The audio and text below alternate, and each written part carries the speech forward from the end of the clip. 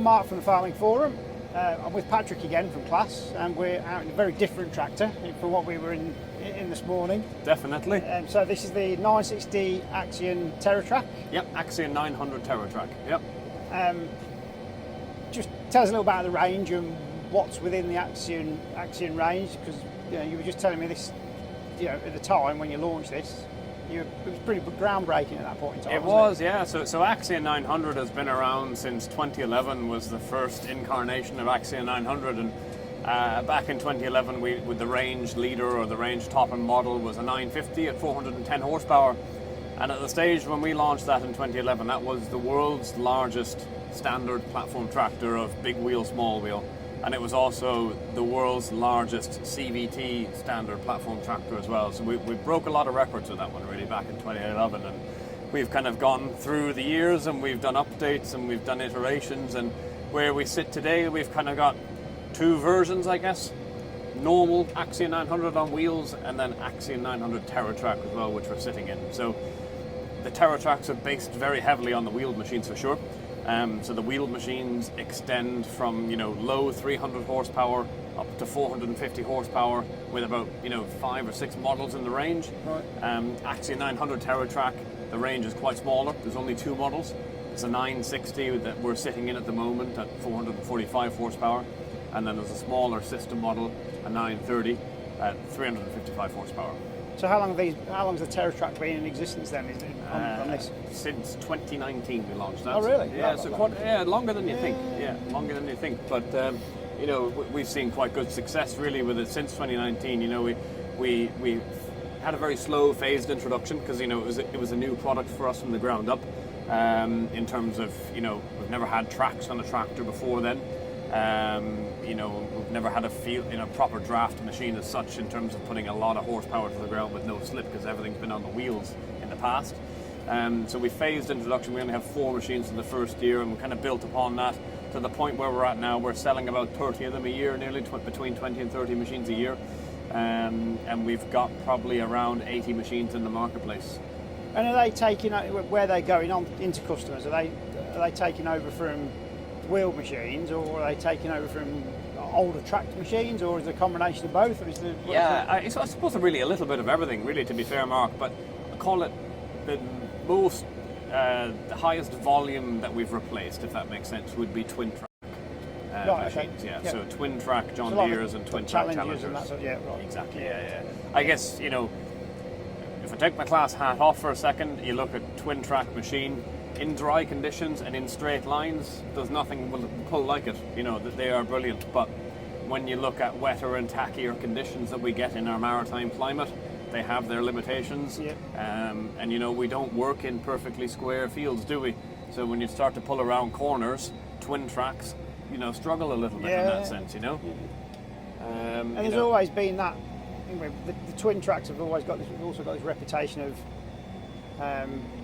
Turning, they do quite a lot of damage historically, and I guess the technology that's on this eliminates some of that. Oh, massively! You don't get the same sort of scrubbing that you would do with a twin track machine on turns. Massive difference, really, in that respect. To be fair, Mark, you think about a twin track that turns on the headland.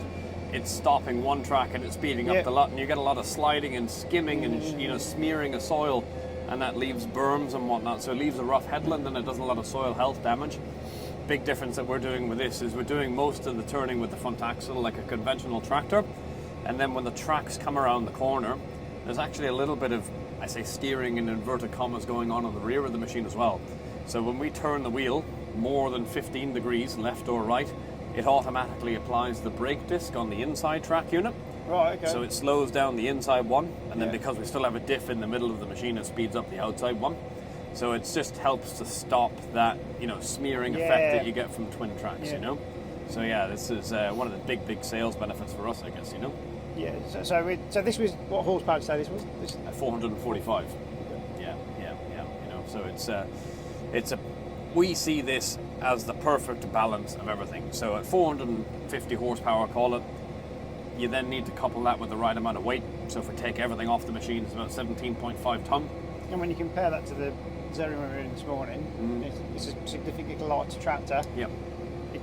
you know, and again, that power to weight ratio is very different, isn't it? It is, yeah, different, but different use case. Oh yeah, absolutely, yeah. You know, the Xarian that we were in this morning, I would quite happily admit and say that is a field-based tractor designed for heavy lugging. Yeah. You know, maybe you'd put a 12-meter drill on it for sure, but you wouldn't go much smaller than 12 meters probably. You know, to be fair, because you're not using the tractor to the full potential. Yeah.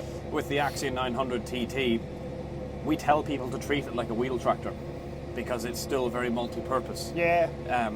The track units that we have on this are technically, you know, more advanced than the track units that we have on our Xarian.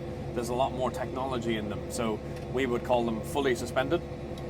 So I can maybe show you a little bit later on, but each one of the idler wheels, so the two big red ones and the smaller ones, can all move independently of each other. So that gives you rear axle suspension.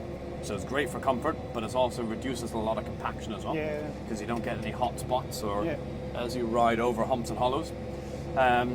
You know, and because of the friction drive system, they run a lot cooler. So you could do 10 hours of road work in these tracks, and they're fine. We have customers that put trailers on them and harvest when they need to.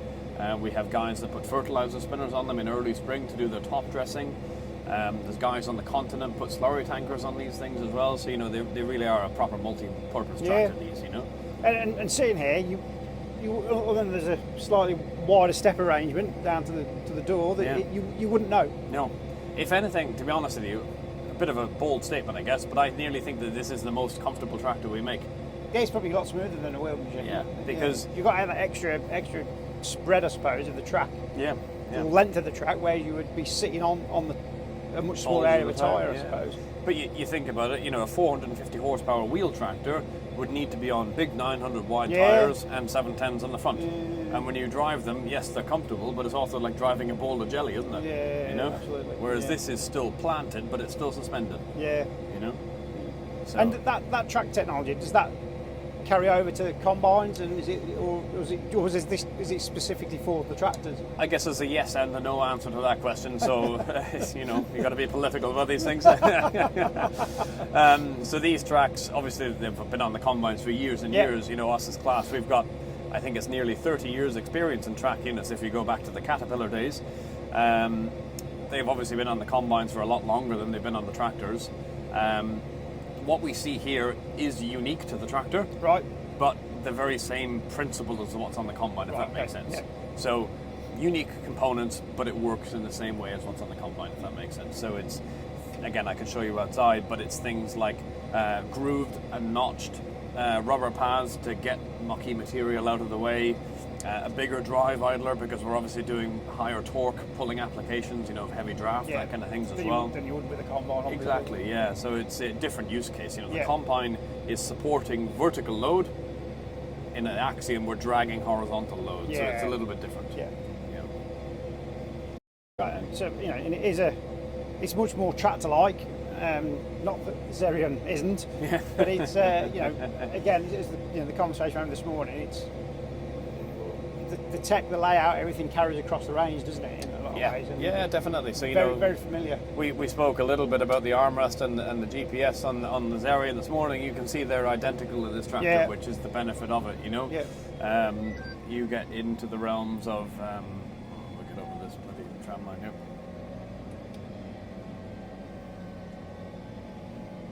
What always amazes me about this is you feel it more on the front axle than you do on the back. Yeah, you barely felt that at all crossing that front line.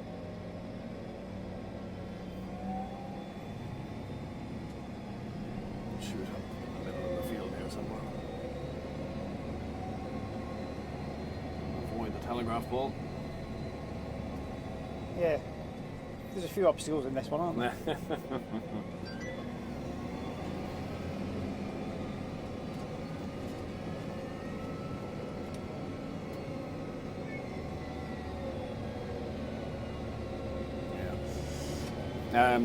So yeah, you know, in terms of your operator platform, joystick is the same, screen is the same, GPS screen is the same. You know, so usability to jump from one to the other. That if you're talking about this as your drill tractor and the Xarian as your heavy draft tractor, there's no issues in swapping drivers. No. You know, it's essentially other than the size, they're the same to drive. Yeah. You know, just as you say, the use cases will be different in them. You know. Yes. You know. Yeah. But again, same idea. We've tried to look after the operator quite a lot in this as well. So things, I don't think we spoke about it too much on the Xerion, but service access is something that we're always pride ourselves as being industry leading on in Claas.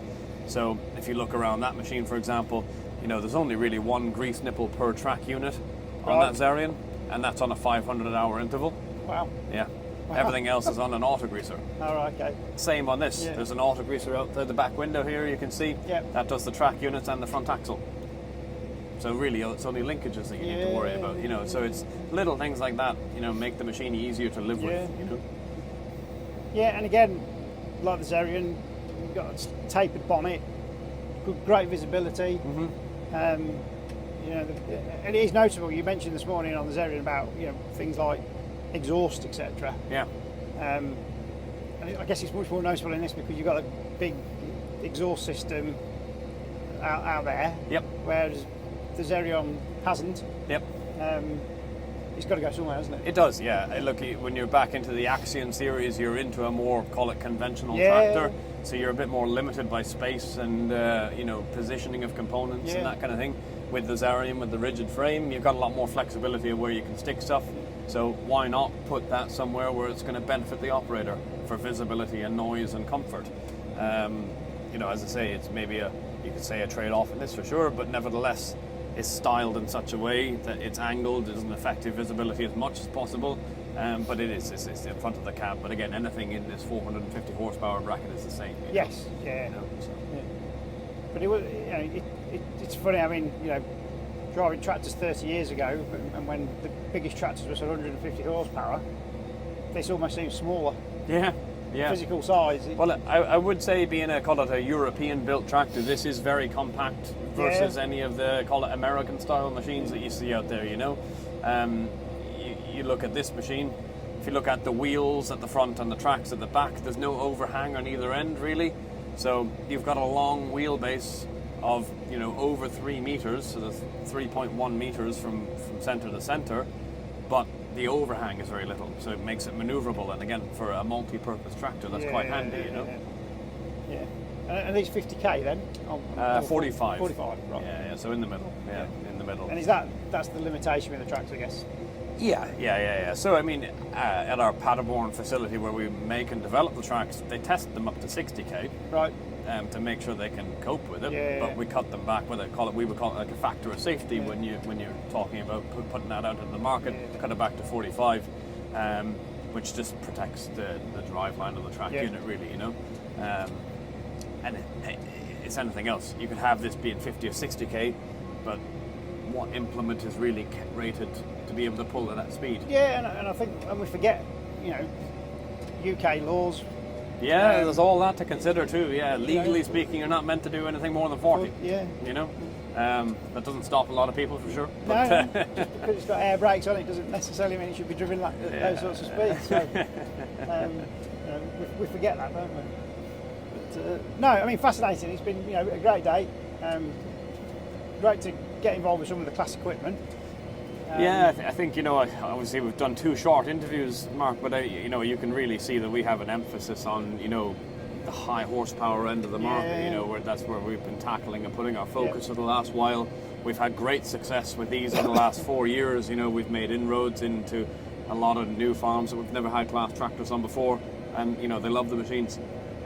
We've got one sold in all 4 countries that we look after now, so England, Scotland, Wales and Ireland. Right, okay. There's one in all 4 countries now at least. They've got the first one sold in Ireland this year as well, which we're happy to see.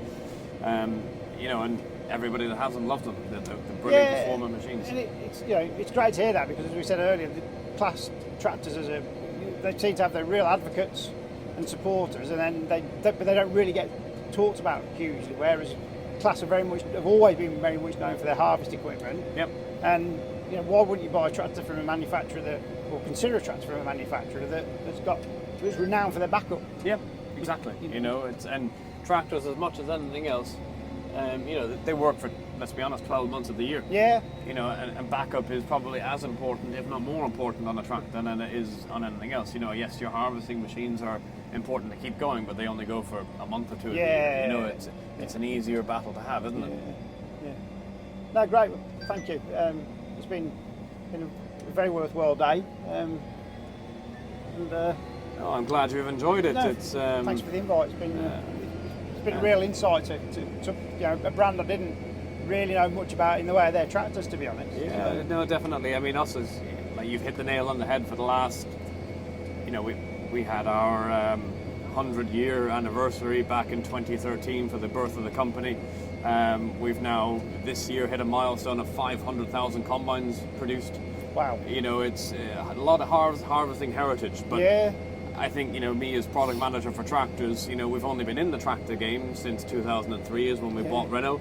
Yeah. We had the 20-year milestone last year to 2023, but you sit in this. There's no similarity really to an old Renault tractor, and you can see the emphasis and the time and the money and the effort and the development that we're putting into the tractor product. To make it that premium end of the segment of the market. Absolutely. So and it's trying to get that awareness out there as much as possible and push on and getting people to consider us too. I'm lucky. I get to see quite a lot of different machines, and I'd certainly say they're as good as anything out there. And I think that generally, the machinery technology's come on so much over the last 20 years anyway. But it'd be a nice place to spend your working day. Oh, massively. The technology is as good as there is on anything else. Yeah. Here, look, at the end of the day, I'm paid by Claas. I'm obviously a little bit biased, but I do think that this tractor that we're sitting in is the benchmark for a 450 horsepower tractor. Yeah. I don't think anything else comes near it in terms of what you can do with it, because it will do everything. Yeah. And do it very well. Well, look forward to seeing a few more of them out there. Well, hey, we'll get there for sure. You just need to have a word with those salesmen that stood at the side of the field. Eating pork pies and drinking coffee, huh? Well, great. Thank you very much. Cheers, Not a Patrick. bother, Mark. Thank you.